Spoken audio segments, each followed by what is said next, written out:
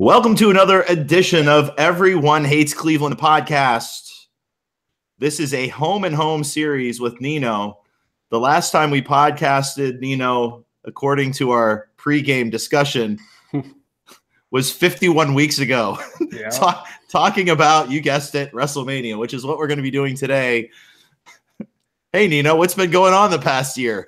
I don't know. Something about digging any trenches lately? Yeah, digging trenches, digging painting kitchens, all that fun stuff. My life. Well, let's talk about podcast. I don't know. Wasn't it the last one we did? Yep. Yeah. You got the two big ones in, though. Yeah. You got the two. You got Hattery in. You got me in, which is either really good or really bad because we completely shut your podcast down. Yeah, I do. Well, Nino and I have been talking sort of off air about kind of acquainting ourselves with podcasting, and I think focusing on professional wrestling of all things here and there and everywhere. So with WrestleMania coming up, I've been talking to Nino, trying to get him on the show, and with holidays and all kinds of crazy stuff going on, we finally got to get this together at 10 o'clock on a Tuesday night while painting cabinets and me packing to drive to North Carolina. We're going to hash out now 26 minutes and 17 seconds of professional wrestling talk. And hopefully we can do this. We can do this. A two-part series, Road to WrestleMania today. Hopefully sometime next week we'll talk about the card specifically. But to kick things off, perhaps, Nina, one of the biggest things that happened in professional wrestling in many, many, many years, just because of who it is. Last week on SmackDown, of course, Daniel Bryan announcing that he's finally been cleared to wrestle again. And then tonight, officially announcing the match that everybody's been speculating. Shane McMahon and Daniel Bryan versus Sami Zayn and Kevin Owens. Now, there's been some chicanery in this whole thing, and I want to get to that. But just first reaction to really an unprecedented comeback. I mean, there's really only been one comeback similar to this. Daniel Bryan's mentor, Shawn Michaels, to almost 15 years ago now. What are your thoughts? I mean, this is a big deal. Like, Daniel Bryan may be the biggest name in professional wrestling today. And if you stop and think about that, considering the road it took him to get the title way back when, it seems like a pretty big deal. Yeah, I would say so. And it's kind of weird how it all came together. I think they were playing it pretty close to the vest that this was sort of the dream that if he was going to be cleared, it would be for this particular WrestleMania in this setting where he won the title and had that big moment. But I think if you're watching the storyline, and I was watching it, and I think we've all been watching it for the past, I don't even know how many months now. It seems like it's been going back since really the thing with Kevin Owens started, and it's just like, where's this going? Like every week it's like, well, I wouldn't have made that decision. Well, I made that decision. Well, I would. It's just like a back and forth, and it was like, okay, if this doesn't end with Daniel Bryan knee-plussing Shane McMahon in the face at WrestleMania, what are we even doing here? And of course, they took it in a direction where we've now got, I mean, I don't know what's happening with Shane and his diverticulitis, but it seems like it's going to be a tag team match with Shane and Daniel Bryan, who are passive aggressively like getting in fights on air about, oh, well, I don't agree with you giving Kevin Owens a match with now tagging. So, but I think it's a big thing, and I think they were probably going that route if things didn't work out with his injury. To do something like that. Well, and they've been kind of playing this angle with Daniel Bryan for a while, because before this whole Kevin Owens, Shane McMahon, Sami Zayn stuff, of course, we had that really long run with him and The Miz, where it almost felt like they were building towards a WrestleMania match.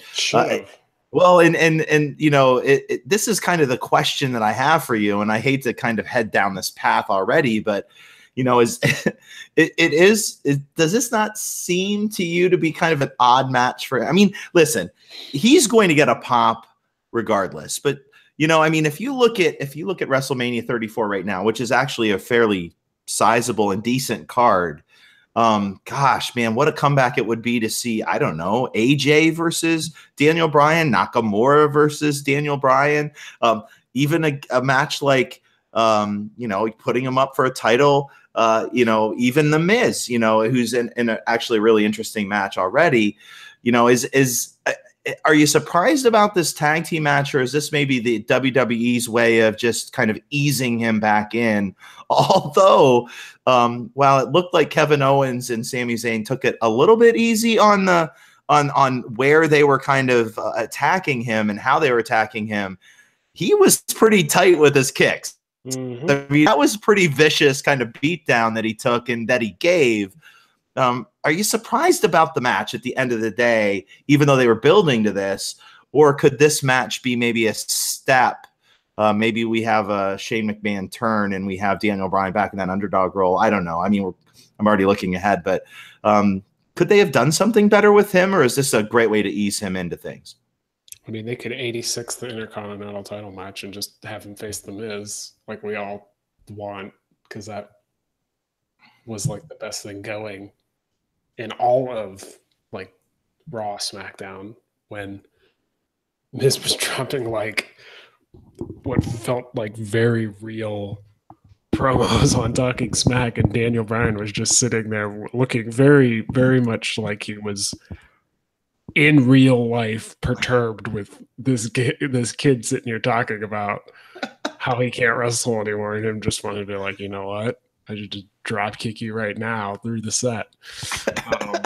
I mean, I think once you start, like, once that they kept going with the Sami Zayn, Kevin Owens thing, it was pretty much clear, like, this is what they were building towards if he got cleared, and he got cleared. And hey, you know what? It's Shane McMahon aside, I'm signing up for Daniel Bryan, Kevin Owens, and Sami Zayn in one match. Although I don't know what this Shane thing does, but I was probably thinking it'd be like 90% Shane getting beat and just Daniel Bryan sitting on the corner waiting for the tag for like 90% of the match. I'm like, oh yeah, you want Daniel Bryan? You're just going to sit there in the corner waiting for the tag, and you're going to watch Shane McMahon turn purple and die in the middle of the ring. Well, I don't know. The interesting shenanigans with this whole thing. We had a couple of things happen over the week. I don't know if you noticed this, but for a while, and I don't think the accounts are still the same, but for a while, I think yesterday or the day before, I think Sami Zayn had changed his Twitter account to El Generico, and Owens had changed his account to Kevin Steen. Now, they're back to normal from what I understand, but tonight, of course, it was announced that the match does have some steps. The stipulations being that if Daniel Bryan and Shane McMahon win, Owens and Zayn are still fired from SmackDown. He was very clear in saying that they wouldn't be able to come back to SmackDown. He also noted that if they if Shane McMahon and Daniel Bryan win the match, then they stay fired. If they lose the match, they have their SmackDown contracts back. Now, this is what led me to believe that there might be some play here. Of course, the speculation for a while was that the ultimate goal was to have Shane and Daniel Bryan meet. Is it possible? I mean, I don't know. It just seemed weird that all of a sudden Daniel Bryan and Shane McMahon got along again. Could you see a scenario where Shane McMahon finally turns heel? Hasn't he been the heel in this entire thing? I mean, the way he's been such a jerk. It would be a fantastic switch of events, but he has been the jerk. The problem is, come on. Don't you think that the only way you can turn him heel at this point is to be in some sort of faction with Owens and Zayn? I don't even know. It's just so muddled. It's like he's out there. Like, obviously, Kevin Owens and Sami Zayn have been doing the typical heel stuff, but then you have Shane in there like blatantly like costing them. It's like, are you not supposed to be like standing up for what's right? Or no, okay, you're just going to be as much of a dirtbag as them. So Daniel Bryan's been the only one that has been a This true babyface. I think the only way he's turned Shane full heel is if he just, I don't know, as payback, I guess, walks out on Daniel Bryan and lets them win. which leads to a feud with And Shane, I guess, and then, but that postponed. So, but the problem we have with Daniel Bryan right now is A, he's still the general manager. yeah, B, he's on SmackDown. C, probably the next feud would be with The Miz. So I think we're probably going to see some things play out where we see some shifting. And of course, Daniel Bryan perhaps getting removed as general manager at some point. I have to imagine that at some point in the next 6 months, maybe heading into SummerSlam, that the goal would be Daniel Bryan and The Miz. I mean, correct me if I'm wrong here, and it's been 2.5, 3 years, but what didn't Daniel Bryan have to give up that IC belt? mm-hmm. And I think that, you know, you have your built-in storyline right there wherein lies, you know, Daniel Bryan laying claim to that belt. He also gave up the WWE belt. So of course you could have an angle where he comes back and perhaps has this amazing feud with whoever wins the Roman Reigns Brock Lesnar match, whoever that might be. He wanted to do on SmackDown with the Intercontinental title what John Cena ended up doing with the United States title, and he wanted to do an open challenge every week. Just imagine how fire that would have been if he was able to do that with all those matches Cena put on with someone new every week. And we're talking about John Cena there. If Daniel Bryan was able to do that with, you know, the likes of Cesaro and all those people, I'd almost at this point that The Miz retains and then they just find a way to get him over to SmackDown and they do that. Yeah, I off and let Bryan get the title and just let him do what he wants to do. Well, and that's the catch-22 though. Like how many dates, you know, the rumored dates that Daniel Bryan has is 60 for the year, and you know, do you just throw the heavyweight belt on him and Brock Lesnar him a little bit? Of course, that's 60's a lot more than Lesnar, but I don't know. I'm just glad he's back. I mean, the energy that he has, and what a moment. I mean, I can't think of, you know, in recent memory, even the Shawn Michaels return, which was a big deal at the time, didn't really have that kind of that cachet that Daniel Bryan brought to it. Last week. What a promo. And here's the other thing about Daniel Bryan that's really interesting to me. He's been put in a lot of roles over the past, you know, really 10 years where he's been in and out, fired, started off with Nexus, and it seems like, you know, he was a heel for a while, and you know, with Kane, he was in that kind of humorous tag team that kind of brought him back to a face. And you know, what's been interesting about this GM run that's really surprising to me is he can really cut a promo now. I don't know he could do that as a wrestler before. Mm-hmm.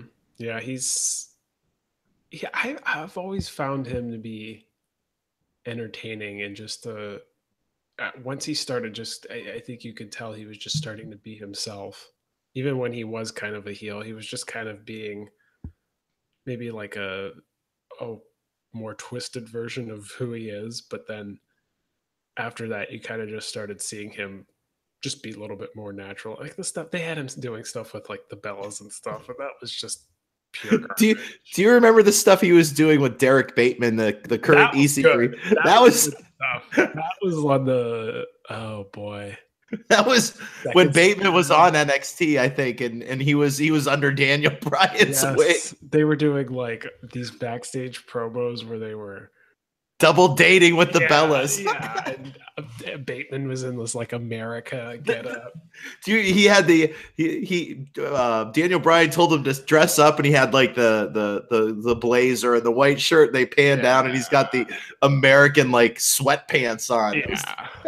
Yeah, that was some prime stuff there. Maybe we have it with EC3 coming back to WWE.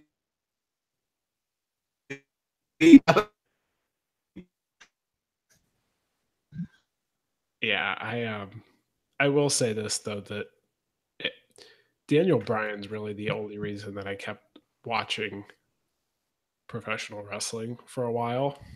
I mean, I think it was CM Punk that brought me back and Daniel Bryan that kept me around. So just to be able to see him come back in this manner is pretty cool, you know, because I think he kept a lot of fans and he created a lot of fans. So when you saw all those people just kind of like dude didn't even need to point to the WrestleMania sign like people do, you know, they all just did it for him. It was just kind of like, yeah, I mean, that just tells you all you need to know about the guy, and I think that's it's a really cool thing for him just to be able to now, because you could just tell in some of those, like when those things happened with the Miz, or even when he was doing that stuff with Ziggler, you could tell he just wanted to get in the ring so bad, and it was tearing him up that he couldn't. Gosh, but the matches that are in front of him, though, I mean, no matter what brand he sticks at, you know, whatever they decide to do with him next, it should be a fun little ride. You mentioned that one little moment where he didn't even have to point to the WrestleMania sign where the crowd started going nuts, and he sort of took a peek up at it. That moment, that little moment where he just took that peek, and you kind of got the impression, wait a second, he might do something right here. Something might happen right here. The shock of the night for me was that something actually did happen. That he actually took bumps. I was surprised that the WWE went all in. But of course, if there's two wrestlers that he trusts more than Kevin Owens and Sami Zayn, I'm not sure who that is. Although he did have some phenomenal matches in the past with, no pun intended, AJ Styles. There's some, you want to watch some fun matches, go back and watch them in ROH. They had a couple of really great matches. All right, we could talk about Daniel Bryan all day, but we've only got 10 minutes and 57 seconds left. I do want to dive into a couple of other things here. Yeah. Let's talk a little bit about a match that might or might not be happening. And we didn't even talk about this in the pregame, but this seems to be the worst kept secret. This is the John Cena I don't have a match escapades with the Undertaker. I mean, you know, what's going on? Like, I mean, we know the Undertaker and Cena are going to wrestle, right? I mean, they wouldn't do all this if that wasn't going to happen. So is this some sort of, you know, with Kid Rock going in, and I don't even really want to get into him, but with Kid Rock going in, I mean, is this like, you know, with him putting down the dead man stuff, are we going to be getting, you know, the American Badass now? We're going to have Kid Rock like singing him into the ring. Is this what we're getting? The American Badass versus John Cena? I hope. I mean, I don't know. I'm like not interested at all. You get Cena out there doing his shtick, and I don't hate John Cena, but he's out there making weird faces and doing and then you got Michael Cole. That's what the Undertaker. No shit, that's what the Undertaker does. I mean, like. Well, like it went from I'm gonna challenge the Undertaker to all right, I'm just gonna go out here and make fun of the guy because ... Like I don't know. I'm like over it already. I hope they go out. If anything, I'm glad that they're putting Cena in like a non-important thing against another part-timer, and it's probably going to be a 5-minute match because God only knows if the Undertaker can walk out to the ring and do things. When the conversation is he got his hip replaced, so he should wrestle better, that really kind of let it go. Like I if there's anything, I respect Shawn Michaels, and he's like, I had my retirement match and I'm retired, right? You know, and I don't know if they're like pushing Taker to do this, but I would think it was pretty clear. Like what did they do the whole song and dance for with him laying the stuff down and he's done it. He's done it. I feel like he did it 2 years ago too, in some form or fashion. Like he said something in the middle of the ring. I mean, you got the impression with the end of the era match that it was legitimately like, okay, Triple H is going to win and he's going to retire the Undertaker. Nope. Or the Undertaker would win, and then that would be it. Like this was okay, next year it's okay, they're right back. He's the Brett Favre of the WWE. It's just the way it's going. I mean, it's one of those things, I think, where maybe this is maybe something that Mark Callis wanted. Like maybe he just wanted to end his career against John Cena. Maybe Cena will do the sell for him, and we'll get the 1 year kind of walk down memory lane with the Undertaker. Getting inducted into the Hall of Fame next year. If they do it the right way, and if Cena, and you can say what you want about John Cena, but he loses the matches that he needs to lose, and who knows? Maybe the Undertaker's been dark because you looked at the 20. I don't know what you thought, but at the 25th Raw reunion. Didn't make a damn lick of sense what he said. No, and he didn't look great to me, and it was kind of just a weird spot to begin with. So I don't know. You've got this whole thing, and here's the thing that bugs me the most. You've got Cena out there kind of just breaking the mystique of so maybe it leads to what you're saying about him just coming out as American Badass Taker. Was like he's going out there and just kind of breaking the whole mystique of the Undertaker by saying, oh, you're just out there posted workout videos on your wife. Okay. Now, all right. So the Undertaker has a wife. Oh, it's Michelle McCool. Oh, all right. Well, I guess he's not really dead. Well, it's a weird path, man. Just weird. It's a weird. How great is it going to be? There's some knots, How great is it going to be when the Undertaker never shows up and John Cena has to sit in the first row and just watch the whole thing? He's going to sit there and be making derp faces and his hand in his face. We could see you there. You clearly don't have a match, so. Well, we don't have a host yet, do we? God, do we need a host? Is that a thing? Well, you hear these rumors. You hear these rumors. Let's do it, man. Maybe if we do good on these two podcasts. Yeah, I doubt that. All right, let's talk about two more things here. I mean, Roman Reigns is winning, right? Just let him win and let's get over it. Let's put this 5-year misery train to an end. Let him beat Brock Lesnar. Let him have his WrestleMania moment so that we can just move on with our lives. But why are they making Lesnar the heel? Why are they're just making him this? What is this incessant desire to make Roman Reigns a babyface? Turn him heel. Make him a heel. They had a golden opportunity to make Roman Reigns the biggest thing in the world last year when all he did was come out. Everyone booed him incessantly, and all he said was, "This is my yard now," and he drops the mic. The mic drop. It was best moment we had that week. We're like, they got it right in the career of Roman Reigns, and they had gold there. They could have just continued down that path, and he would have naturally become cool again. And you would have had your baby face in that you wanted. But no. So let's talk about something fun. Okay.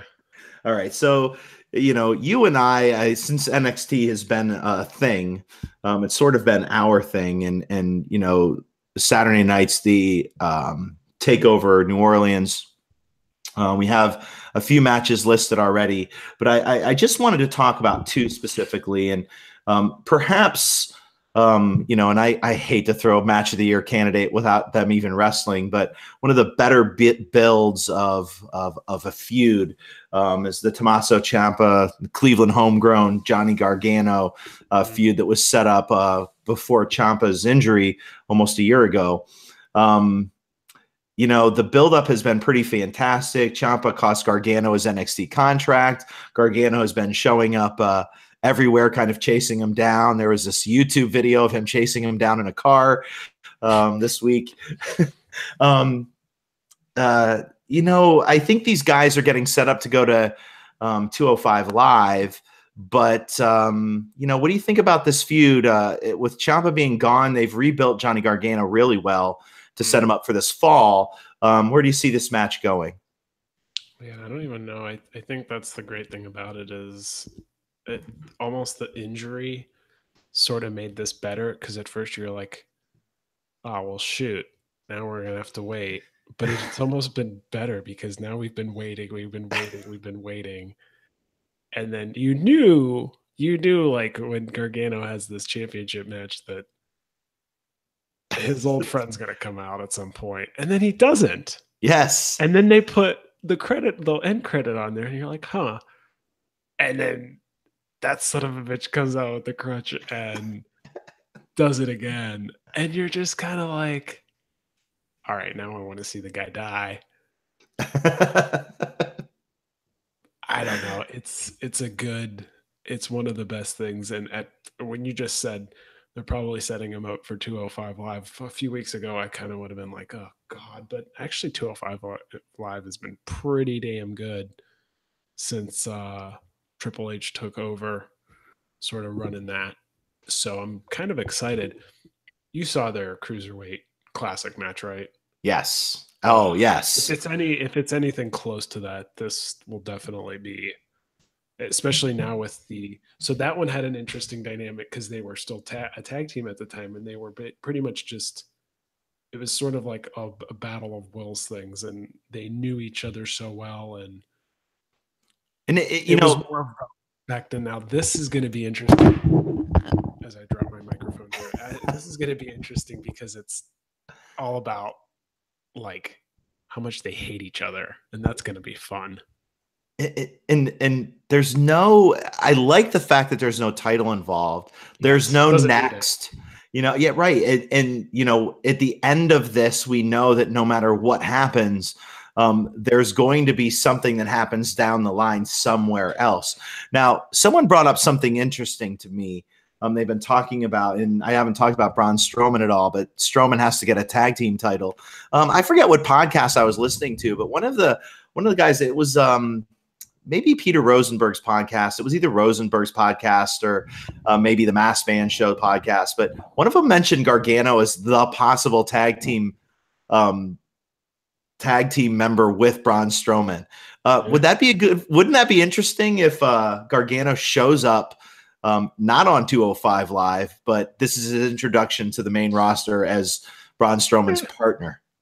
It would make, I don't know, it wouldn't make much sense, but well, I'm only accepting two people at two options as Braun Strowman's partner. Option A, no one. It's got to be it.